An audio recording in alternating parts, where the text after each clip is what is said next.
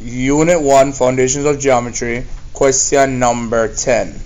So question number 10 is the same as the question number 1 in your homework assignment, constructions, okay? So it says use a compass and a straight edge to bisect the angle L, okay? So the angle L would be this angle right here. So this is the angle L.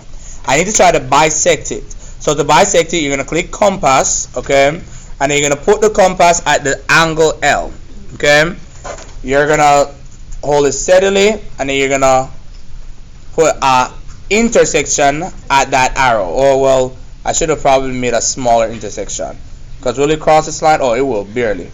Okay? But next time I would have probably made a smaller intersection. Okay? So once you put an intersection on each of these, you just go to the next, go to one of the two intersections and draw an angular area or arc in the middle of that shape, okay, because that's where the angle is going to intersect, okay, or rather bisect. Then you go to the next intersection point and then draw your next arch, okay. So that's going to formulate a point right here.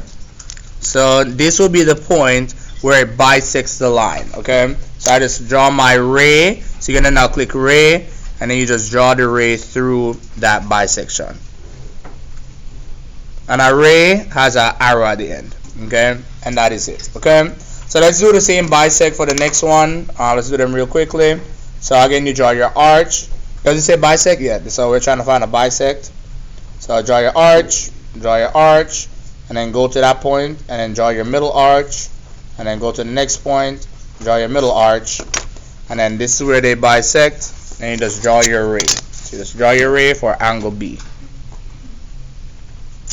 And again, a ray has a starting point and then an arrow at the end. Okay. So then we're doing the next one. So the next two, alright, says use the compass and the straight edge to construct a perpendicular bisector. So again, of the line RS. So this is the line R, starting at R, ending at S. Okay. We're trying to find the perpendicular bisector. So you need to know the difference between perpendicular and angle bisector. Okay. So angle bisector intersects the angle. So angle bisector, so angle bisector, okay, which is represented by this angle of L, okay. So angle bisector means that you're bisecting the angle or you're cutting the angle, okay. Perpendicular bisector means that you're cutting it into a perpendicular right angle. So perpendicular bisector,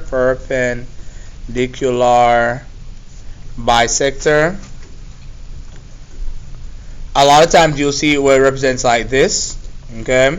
Perpendicular bisector, or where it goes through it. So perpendicular bisector means where it forms a right angle. So where the line bisecting forms a right angle. How we know a right angle is 90 degrees. Okay, so forms a right angle, 90-degree angle. Okay, so what you're gonna do is that you're gonna go to one of your endpoints. So I'm gonna go to here and I'm gonna extend my compass a little bit past halfway, and I'm gonna draw something like a halfway circle. So I'm gonna draw a halfway circle. So draw a halfway circle. And I'm going to go to my other endpoint and do the same thing. Draw a halfway circle. It doesn't have to be this large, but try to make it as accurate as possible. So the larger it is, the more accurate it is. Okay? And then where they intersect at these two arches is where you draw the line. So you're going to click line. So after you click compass, you're going to click line and then connect them together, and it should look like this.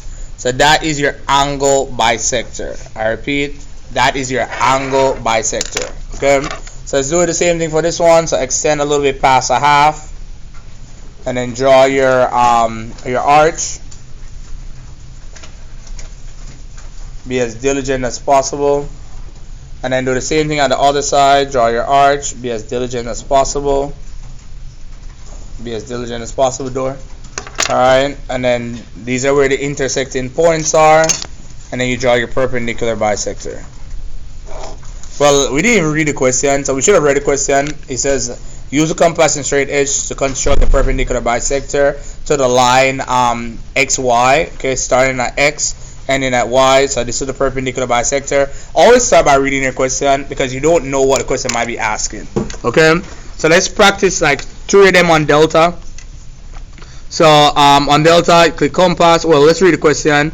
So use the compass and straight edge to bisect angle L. So this looks like the almost exact same question. So you extend, draw your arch, and then go bring it to the next extension, draw your arch, put the extension at the other area, draw your arch, and then you just click ray, and then connect from the angle, drag it to the center. Okay, so easy peasy lemon squeezy. Okay, I'm gonna just do 2 of each because this doesn't really need to be long. So I extend, draw your arch. This you don't have to extend past a half. You can just extend at some point, and then extend again, draw your intersection point, drag here again, draw your intersection point, and then click ray, and then connect, drag it through the line. Okay, bada bam. Okay, so then you have perpendicular bisector. So perpendicular bisector have your perpendicular line.